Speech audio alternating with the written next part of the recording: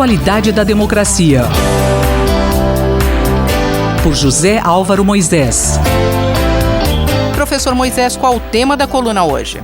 Uma série de declarações que foram dadas pelo presidente Jair Bolsonaro nas últimas semanas, e especialmente na semana passada, levantaram um debate sobre o significado dessas declarações para a democracia. A declaração mais importante que provocou maior impacto é aquela que diz respeito a Fernando Santa Cruz Oliveira, que na verdade é o pai do presidente da OAB. O presidente Jair Bolsonaro contestou manifestações da OAB a respeito de como os advogados que cuidaram da pessoa que cometeu o atentado contra ele, como essas decisões da OAB poderiam ter prejudicado o processo. E a certa altura ele disse: se o presidente da OAB quiser saber como é que o pai dele desapareceu no período militar, eu conto para ele.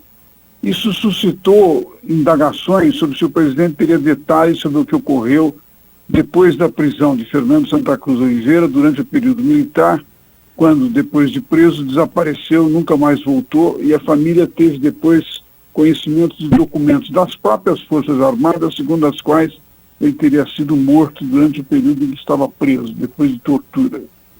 Essa não foi a única declaração. O presidente também fez alusões aos governadores do Nordeste, chamando-os de governadores Paraíba. Fez também alusão, por exemplo, ao jornalista Glenn Greenwald, que na verdade é um dos principais nomes da Intercept, que está divulgando declarações do ministro Sérgio Moro e do procurador da República, Deltan Dallagnol. O presidente diz: ele é casado com outro homem, tem meninos adotados no Brasil. Na verdade, para evitar um problema de deportação, casa com outro malandro e adota criança no Brasil. Todas essas declarações levantaram dúvidas sobre uma possível estratégia de confrontação que o presidente adota em relação àqueles que pensam diferente, aqueles que têm outra posição e eventualmente são críticos em relação ao governo. Há algumas questões importantes envolvidas aqui. Professor Moisés, quais seriam essas questões? Indagado sobre o sentido disso, o presidente diz que não há nenhuma estratégia em torno disso. Pelo contrário, diz ele, eu sou assim mesmo, não tem estratégia. Mas é preciso levar em conta que algumas dessas declarações, ao deteriorar o clima político do país, que está, num certo sentido, necessitando sair da polarização que dividiu, a partir das eleições de 2018, dividiu tanto a sociedade, ao criar deterioração, não ajuda a formação de um contexto no qual o país está voltado para as principais reformas, como a da Previdência, a tributária, retomada da economia para produzir e criar novos empregos e atrair investimentos de fora do Brasil. Mesmo observadores de fora do Brasil chamam a atenção que alguns investidores que tinham intenção de aplicar recursos no Brasil ficam em dúvida do ponto de vista da segurança jurídica e da estabilidade política com declarações desta natureza. Toda a questão aqui é se isso, na verdade, pode afetar a democracia. A ideia de que haja uma estratégia por trás das declarações que vão na direção de uma deterioração da situação política e principalmente do regime democrático não ajuda a ideia de que o país pode, no curto prazo, em condições de tolerância, retomar o debate público republicano para poder enfrentar os seus principais desafios. Houve até uma manifestação muito dura do ministro Celso de Mello do Supremo Tribunal Federal a respeito da iniciativa do presidente Jair Bolsonaro de reapresentar medidas provisórias que já tinham sido recusadas pelo Congresso Nacional. É preciso olhar com atenção esses fatos e examinar do ponto de vista do seu impacto sobre a qualidade da democracia. Convido todos os ouvintes a voltarem a frequentar a coluna na próxima terça-feira. Muito obrigado. Eu, Simone Lemos, ouvi o professor José Álvaro Moisés. A qualidade da democracia. Por José Álvaro Moisés.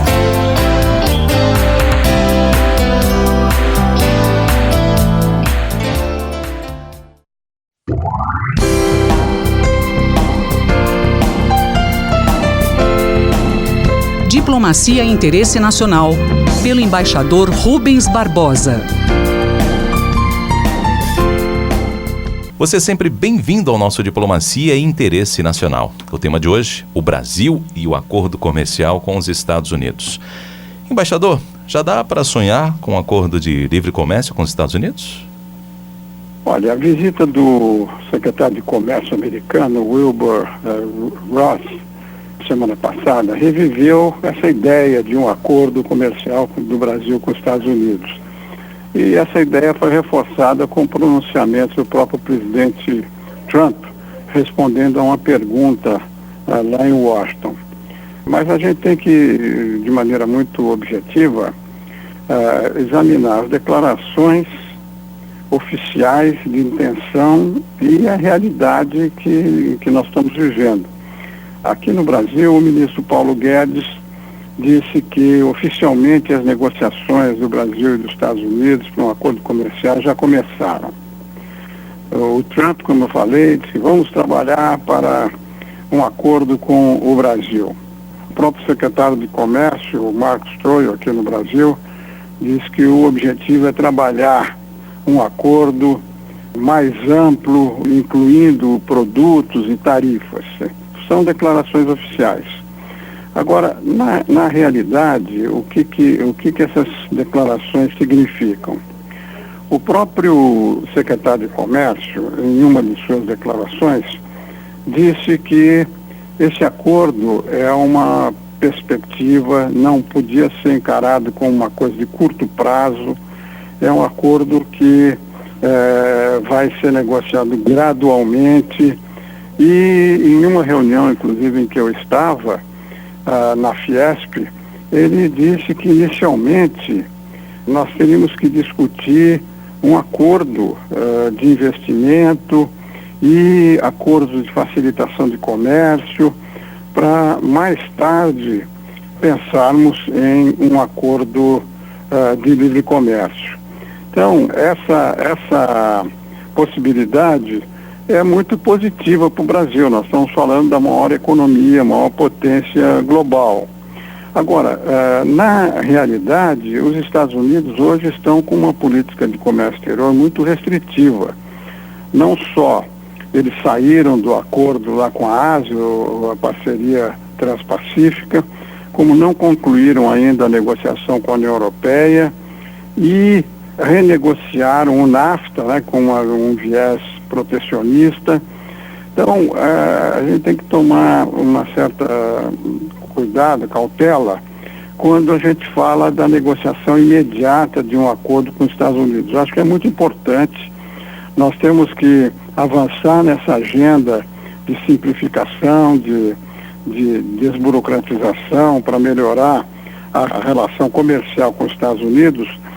E o acordo comercial virá naturalmente no futuro. Nós estamos com uma eleição americana presidencial em outubro do ano que vem. Na minha visão, é muito difícil o governo americano iniciar uma negociação comercial antes das eleições presidenciais. Por outro lado, a autorização que o Congresso americano concede para o governo americano negociar acordos de comércio expira em junho do ano que vem. E aí, em 6 meses, 8 meses, não dá para negociar um acordo comercial. Eles vão precisar pedir uma nova autorização do Congresso. Enfim, o que eu estou querendo dizer é que um acordo comercial com os Estados Unidos é muito importante, é muito positivo para o Brasil, mas é uma perspectiva de médio e longo prazo e não uma perspectiva imediata. Eu sou Mário Santi e conversei com o embaixador Rubens Barbosa.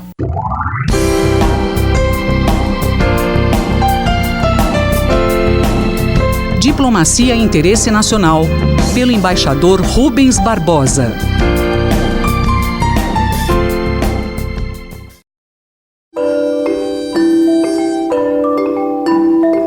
Minuto do Cérebro, por Otávio Pontes Neto.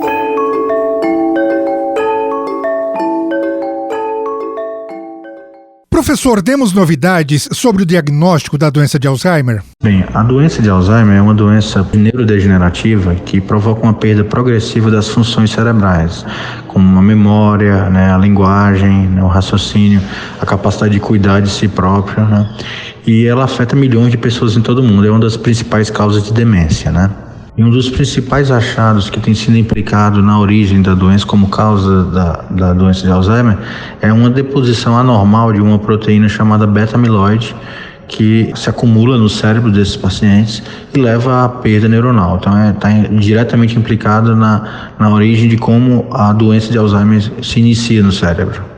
Até o momento, o diagnóstico da doença de Alzheimer ele se baseia nos achados clínicos, do paciente com deterioração cognitiva associados aos marcadores na neuroimagem, como a ressonância ou o PET. E ainda não existe um exame de sangue para o diagnóstico precoce dessa condição antes dos sintomas clínicos. Essa semana, entretanto, pesquisadores americanos publicaram na revista Neurology os resultados de um estudo clínico que está testando um exame de sangue para o diagnóstico precoce da deposição de beta-amiloide no cérebro. Esse estudo ele é feito pesquisando as diferentes formas do beta-amiloide no sangue e ele mostrou uma elevada acurácia, com boa precisão para prever a possibilidade de depósito de beta-amiloide quando associado com variáveis clínicas e com a pesquisa de exames genéticos, Então, é um passo importante, ainda não definitivo, mas é um passo importante para que em breve a gente possa, com exames de sangue, exames de neuroimagem, exames genéticos, prever a possibilidade de indivíduos que estão ainda cognitivamente normais, sem sintomas clínicos, desenvolvendo a doença de Alzheimer. Professor, já existe previsão de quando este exame vai estar disponível na prática clínica? Olha, ainda é uma fase muito precoce, São estudos iniciais com essa dosagem plasmática de beta-amiloide nas suas isoformas, Mas é um avanço importante. A gente espera que em breve estudos subsequentes venham confirmar esse poder, essa acurácia para o diagnóstico da deposição de beta-amiloide e eventualmente para o diagnóstico precoce das doenças em que o beta-amiloide está implicado, como a doença de Alzheimer e a angiopatia amiloide cerebral. Nós ouvimos o professor Otávio Pontes Neto, da Faculdade de Medicina da USP, em Ribeirão Preto. Ferraz Júnior, da Rádio USP, Ribeirão. Minuto do Cérebro, por Otávio Pontes Neto.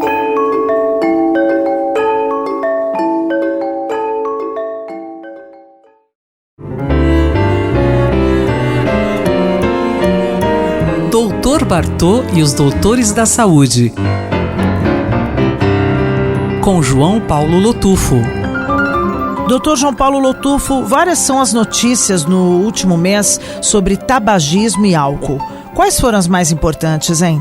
Primeiramente, as drogas lícitas são as principais causadoras de morte evitável na população. Mas muitas são as notícias recentes sobre tabaco, álcool e até maconha. Nós temos aí, por exemplo, tentativas de diminuir o álcool em aeroportos e voos devido a brigas dentro do avião. Acho isso positivo. Nós temos também a tentativa de liberação do plantio de maconha por laboratórios interessados nessa área e, segundo o ministro Osmar Terra, isso pode abrir portas para o consumo generalizado da droga. Nós temos tentativas também no Senado em limitar mais o consumo do tabaco, através dos projetos de lei do senador José Serra. Temos também proibição de venda de bebidas alcoólicas em estádio de futebol, que estava para cair, e na verdade ficou.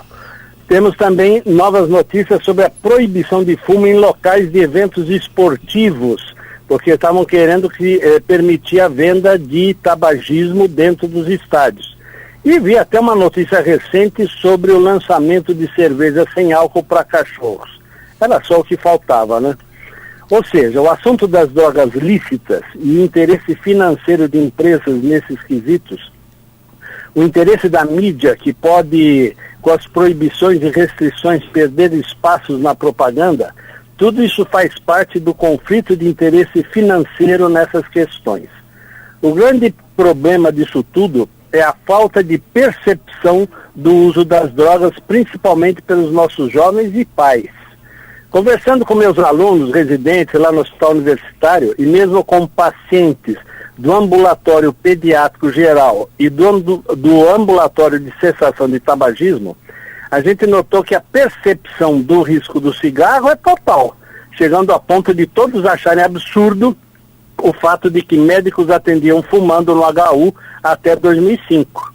Quando se pergunta a eles todos se eles apoiariam mais restrições ao tabagismo, esse apoio é real.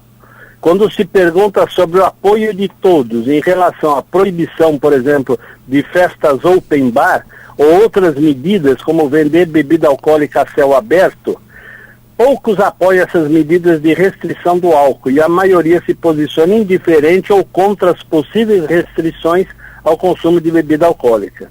Ou seja, a cerveja é cultural, o binge drink, que é beber em excesso, é cultural na nossa sociedade. A falta de percepção do risco do uso do álcool e até da maconha entre os jovens e entre a população em geral precisa mudar. Ouvi no Fórum de Alcoolismo do Conselho Federal de Medicina que a venda de bebida alcoólica pela indústria para menor de idade corresponde a 8% da verba da indústria e que apesar dela apoiar em fins de propaganda que a bebida alcoólica é proibida para menores de 18 anos, deveria ser para 21, como nos Estados Unidos, nenhuma empresa vai querer perder 8% de suas vendas. O programa de aconselhamento breve sobre álcool e drogas do Hospital Universitário e da Sociedade de Pediatria de São Paulo e Sociedade Brasileira de Pediatria tem a finalidade de aumentar a percepção do risco das drogas lícitas e ilícitas entre a população. Nessa primeira semana nós mandamos material por e-mail, material que é um vídeo de 2 a 3 minutos para 20 mil pessoas. Na segunda semana vamos chegar a 50 mil pessoas. Os apoiadores desse trabalho são o Hospital Universitário, Sociedade Brasileira de Pediatria, Sociedade Brasileira de Pneumologia e Tisiologia, Sociedade Brasileira de Oncologia, Associação Médica Brasileira, Federação Brasileira de Ginecologia e Obstetrícia, o FreeMind, a ABAD, Conselho Regional de Álcool e muitas outras entidades. Se você quiser ter acesso a esse programa de prevenção de drogas, entre no site www.drbartô.com.br e ali tem aconselhamento breve sobre drogas. Está tudo ali, inclusive essas entrevistas que a gente dá na Rádio USP, que você pode ouvir no próprio site da Rádio USP. Vamos propagar essas medidas para que aumente a percepção do risco de drogas entre nós. Um grande abraço. Eu sou Sandra Capomatto. Você ouviu o Dr. João Paulo Lotufo, pediatra da Universidade de São Paulo, responsável pelo projeto Dr. Bartô. Dr. Bartô e os Doutores da Saúde, com João Paulo Lotufo. Um olhar sobre o mundo, com Alberto do Amaral Júnior. Doutor Alberto do Amaral Júnior, as declarações do presidente Jair Bolsonaro sobre o desmatamento da Amazônia e também a demissão do presidente do INPE, o que significam para o país? O Brasil foi surpreendido na última semana com as declarações do presidente Bolsonaro em relação ao aumento do desmatamento da Amazônia. Esse aumento do desmatamento da Amazônia foi constatado pelo INPE, que é um instituto de pesquisa ligado ao governo, de reconhecimento internacional, composto por cientistas. O presidente já havia criticado sistematicamente o INPE e na semana passada ele não apenas efetuou novas críticas às revelações do INPE sobre o desmatamento da Amazônia, como demitiu o presidente do INPE e o acusou de trabalhar para uma organização não governamental. Acontece que o presidente do INPE é um físico renomado e o que o INPE faz não é emitir opiniões, mas é simplesmente revelar dados. E os dados são inequívocos quanto ao aumento do desmatamento na região amazônica. Esses dados, inclusive, foram comprovados numa reportagem feita pela revista The Economist da última semana, uma revista considerada liberal e que não teria por que criticar o governo Bolsonaro se ele não tivesse praticado um ato contrário à proteção do meio ambiente, contrário ao interesse geral do Brasil e também da humanidade. Doutor Alberto do Amaral, qual o propósito do presidente com essas medidas? É preciso aqui ter em conta vários fatores. O primeiro fator é o fato que o governo tenta esconder dados relevantes sobre o desmatamento e desconhece as revelações da ciência. O governo é, assim, anti-iluminista. O governo nega o papel da ciência na formulação das políticas públicas. Isso é profundamente negativo. É profundamente negativo para a questão ambiental, já que o Brasil é uma potência ambiental, é profundamente negativo para a economia brasileira, já que muitos dos produtos exportados pelo Brasil podem sofrer sanções de países europeus, como, por exemplo, a aplicação do princípio da precaução. Muitos consumidores europeus só consomem produtos que não provenham de áreas desmatadas. E pode ser extremamente prejudicial porque há uma destruição progressiva da floresta amazônica, destruição essa que pode atingir a limites irrecuperáveis. Alguns cientistas dizem mesmo que se houver um aumento em 3 a 8% do nível de desmatamento da Amazônia nos próximos anos, a floresta não mais conseguirá auto-recuperar-se. Cerca de 17% da floresta amazônica foi destruída nos últimos 50 anos, uma região maior que o território da própria França. É um erro crasso afirmar, por exemplo, que a proteção do ambiente é contrária ao desenvolvimento. Não é contrária, até porque nos últimos tempos a Amazônia, em função do desmatamento, enfrentou alguns períodos de crise, e esses períodos de crise prejudicaram profundamente os produtores de milho. E o período que o Brasil exportou em grandes quantidades de soja foi o período de 2004 a 2012, e foi um período que o desmatamento na Amazônia declinou sensivelmente.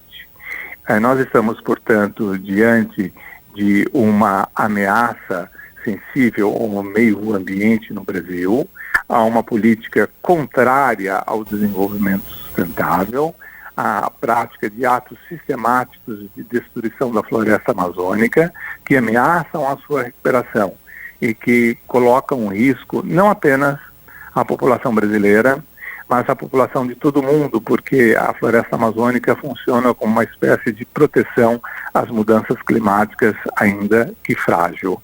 Essas revelações do presidente da República são altamente preocupantes ao desconhecer a importância da ciência na formulação das políticas públicas e na contribuição para o desenvolvimento humano. Eu sou Sandra Capomatto. Você ouviu o professor de Direito Internacional, Dr. Alberto do Amaral Júnior, da Faculdade de Direito da Universidade de São Paulo. Um olhar sobre o mundo com Alberto do Amaral Júnior.